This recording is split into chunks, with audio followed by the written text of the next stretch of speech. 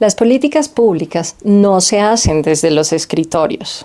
Esta plataforma se denomina Sin Culillo, que quiere decir sin miedo a lo político, y le estoy hablando de lo político desde políticas públicas, micropolítica y complejidad. Bien, el día de hoy les quiero hablar de por qué las políticas públicas no se hacen desde los escritorios y está relacionado con otro video en el que hablo sobre cómo las políticas públicas no van a cambiar el mundo. Probablemente salga en alguna parte en este momento la tarjetita pues que va a dirigir a ese video, y si no, pues le invito a buscarlo en el canal. ¿Qué es lo que sucede? En ese video ya me refería a esto. Existe una suerte de pensamiento mágico asociado a las políticas públicas, una suerte de pensamiento mágico en el que se dice, bueno, ya tenemos la política pública que mejor va a hacer las cosas, o la política pública con los mejores objetivos, lineamientos, incluso una política pública que ya pueda tener como traer en su ADN una distribución presupuestal abultada como para hacerlo posible. Pero dentro de nuestro pensamiento mágico está como, listo, tenemos esa política pública, ahora hágase realidad. Y resulta que hay, digamos, la política pública, cuando uno la entiende más bien como una trayectoria de política pública, no tiene tanto que ver como un momento en donde se toma una decisión y entonces todo ocurre de allí hacia adelante, sino que más bien leyéndola como trayectoria hay que tener en cuenta la historia, todo lo anterior, la cultura, es decir, su contexto, y un poco la perspectiva, es decir, qué va a pasar con el momento en el que esa política pública o esas medidas o la relación, digamos, con la realidad, pues se ajuste o se modifique a la luz de una decisión. Ese pensamiento mágico entonces tiene que ver con que estemos pensando que una ley, un plan o un documento denominado política pública cambie el mundo y lo transforme. Es un pensamiento mágico de alguien o alguienes, pocas personas en realidad, sentadas en un escritorio, toman unas decisiones y esas son las mejores decisiones. Y la política pública ni es un documento, ni es una ley, ni es un plan o un programa o cualquier modo de planeación. O por lo menos no solamente es eso. Lo siguiente es que justamente serán pocas personas las que tomen decisiones desde un escritorio, pocas personas las que estén detrás de conformar el cuerpo de estos documentos que van a cambiar el mundo, porque como en nuestras democracias suele suceder, son democracias representativas, pues no todas y todos los ciudadanos nos podemos sentar a debatir, discutir y saber qué es lo que va a pasar con una decisión o con una política pública.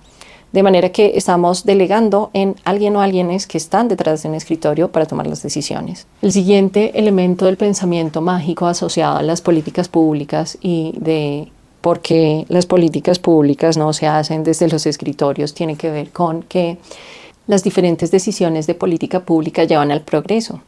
Esto hace parte más o menos del ADN constitutivo de las políticas públicas, de un predicado, un argumento de Harold Lasswell por allá en el siglo XX, que justamente adjudicaba unas decisiones técnicas y científicamente mejor tomadas como aquellas decisiones que nos iban a conducir a ese progreso. ¿Y qué es el progreso? Bueno, ya haré un video sobre el progreso, pero ¿qué es el progreso en lo político? Lo mejor, la mejor vida.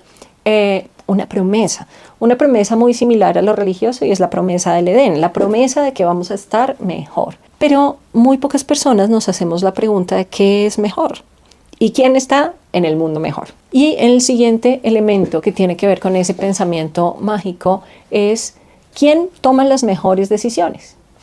Los griegos ya habían debatido sobre esto, y los griegos decían, algunos filósofos griegos decían algo así como las personas sabias deberían ser las que tendrían que estar en el gobierno, por ejemplo Platón. Y así, por ejemplo, en buena parte de la tradición greco-romana, algunas personas que hacían parte de las instancias deliberativas como el Senado, el Parlamento, etcétera, pues eran las personas que eran consideradas más sabias.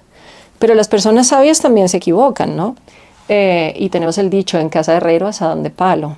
Quiere decir que, pues, quien puede tomar las mejores decisiones no necesariamente es una persona que sepa sobre la totalidad de la realidad asociada a una política pública, y menos desde, como yo le estaba diciendo, la trayectoria de la política pública. Así que la política pública no se hace desde un escritorio porque es muy difícil que una sola persona tenga la totalidad del conocimiento humano posible para realmente tomar una decisión que sea la mejor decisión para todas y todos. Y pues esa es justamente una representación de la tecnocracia. La tecnocracia expresa la totalidad de la idea de cómo una decisión política o una política pública, como si fuera un documento, se toma en un escritorio. La mejor ingeniera vial del mundo que esté sentada en el Ministerio de Transporte hoy en cualquier país latinoamericano y que tenga que desarrollar un viaducto que una un gran valle y que tenga un PhD y tres postdoctorados asociados a la ejecución de proyectos viales y de viaductos.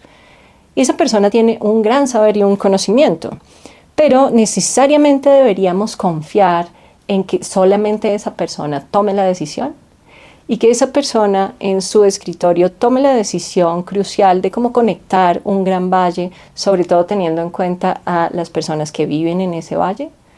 Bueno, yo creo que aquí hay una discusión política amplia y muy interesante, porque para eso vivimos en sistemas democráticos.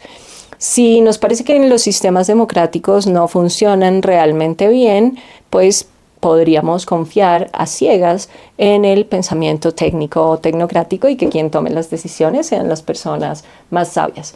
Nos evitamos un montón de costos en las elecciones.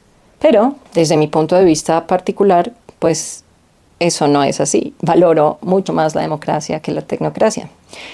Igual, esas decisiones desde lo tecnocrático lo que nos hacen pensar es que el mundo de lo técnico es mejor que el otro mundo. Es decir, estamos marcando una diferencia, una distancia entre los distintos tipos de saberes.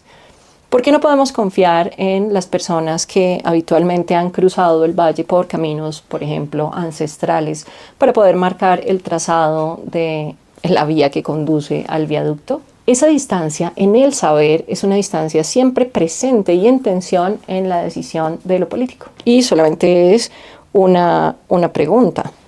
La siguiente pregunta es: la persona que es técnicamente sólida, que es la más sabia para tomar una decisión, puede no ser una persona que haya sido electa democráticamente. Y la pregunta es: ¿esta persona consulta, esta persona reconoce a quienes están directamente afectadas y afectados por un tema, un fenómeno o una problemática? Bueno, yo no lo sé.